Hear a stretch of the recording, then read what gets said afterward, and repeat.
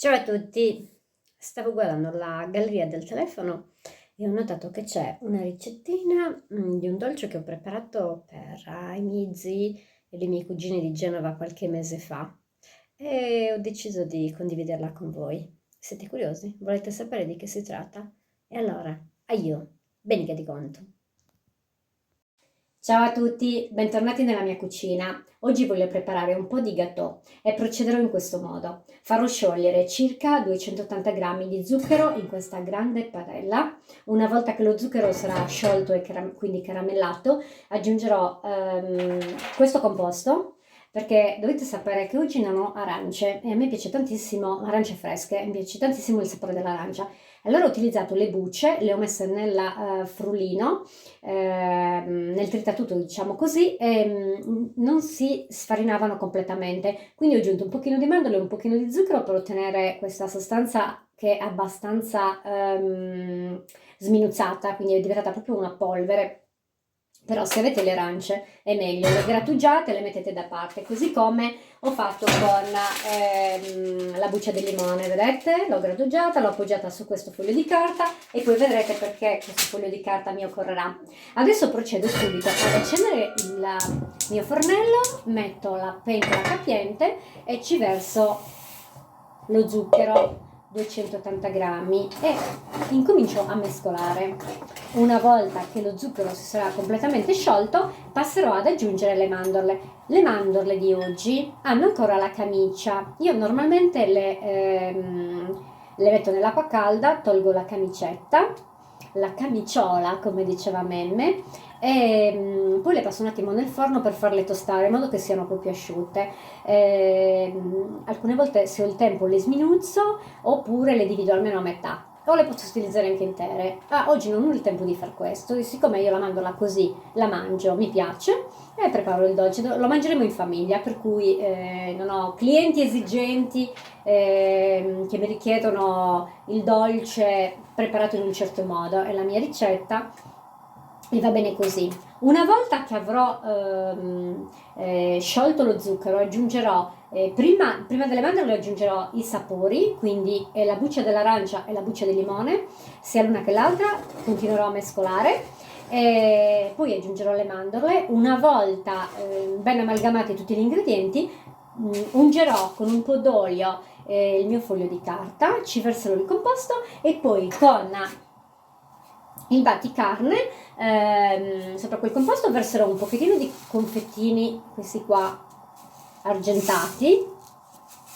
Batterò per cercare di fare tutto piatto, uno strato di circa 5 mm, e infine poggerò il coltello e passerò sul coltello col batticarne per ottenere i piccoli rombi. Questo per evitare di incappare in quell'incidente che mi causò l'ustione di un paio di dita avvenuto molti anni fa, perché avevo letto in un ricettario che per appiattire il croccante appena levato dal fuoco si poteva utilizzare il limone. Non avendo grande pratica della cucina all'epoca, avevo fatto passare il limone anziché utilizzarlo per schiacciare e la mano era finita in mezzo a questo composto caldissimo e avevo perso proprio la pelle di 3 dita. Per cui per evitare questi incidenti è meglio procedere in questo modo, il consiglio che vi do io. Bene, adesso continuo a sciogliere lo zucchero e poi vi mostrerò gli altri passaggi. Ho iniziato questo video qualche minuto fa mostrando la mia padella che era pronta ad accogliere lo zucchero, che invece adesso ho già sciolto e che ho sciolto per preparare il croccante su gâteau. Ormai che lo zucchero è sciolto, aggiungo la buccia di un limone, la buccia grattugiata di un limone, e un attimino la potenza del fuoco, e quella di un'arancia, e poiché il mio macinino non me la stava sminuzzando perfettamente, alla mia arancia ho aggiunto qualche mandorla per poter ottenere una polverina sottile sottile. Questo perché oggi non avevo delle delle arance fresche, scusate, e quindi volevo però comunque il sapore delle arance, ne avevo secche, fatte essiccare qualche mese fa e ho deciso di utilizzarle. Il composto è già pronto e passo subito a versare le mie mandorle. Hanno ancora la camicia, come ho detto all'inizio dell'altro video, e adesso con molta attenzione, aiutandomi con questo mestolo, potrei prenderne anche 2 di mestoli, ma dovrei cavarmela così, cercherò di incorporare molto bene tutto lo zucchero. Devo far sì che le mandorle siano perfettamente impregnate del caramello, dello zucchero sciolto, e adesso sia distribuito in maniera uniforme. È pronto, vedete? Si prepara davvero in un attimo.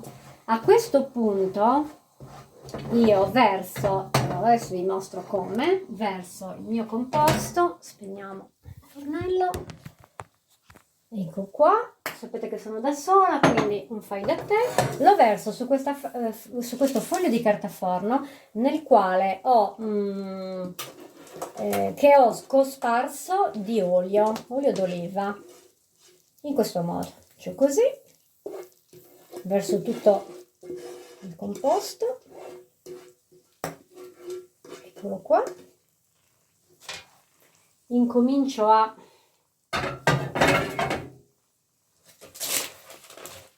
distribuirlo un po' con il mestolo, mi aiuto con il batticarne, ecco qua, che mi ha bruciato il vignolino, poi con l'altro foglio di carta inizio a dare una prima, questo un pochettino, in questo modo.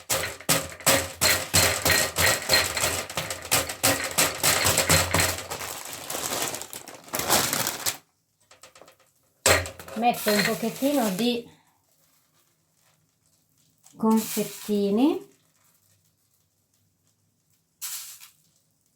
non tantissimi, perché ne ho messo anche troppi, e poi continuo a pestare finché non raggiunge uno spessore di circa 5 mm, quanto una mandorla, proprio in maniera uniforme, e cerco di far sì che diventi anche rettangolare, perché in questo modo poi mi sarà più facile realizzare i rombi.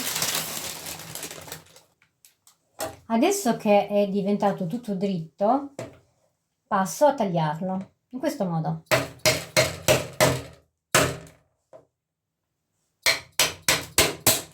Non dico che sia il sistema più giusto, ma semplicemente che io procedo così. In questo modo le mie dita sono salve.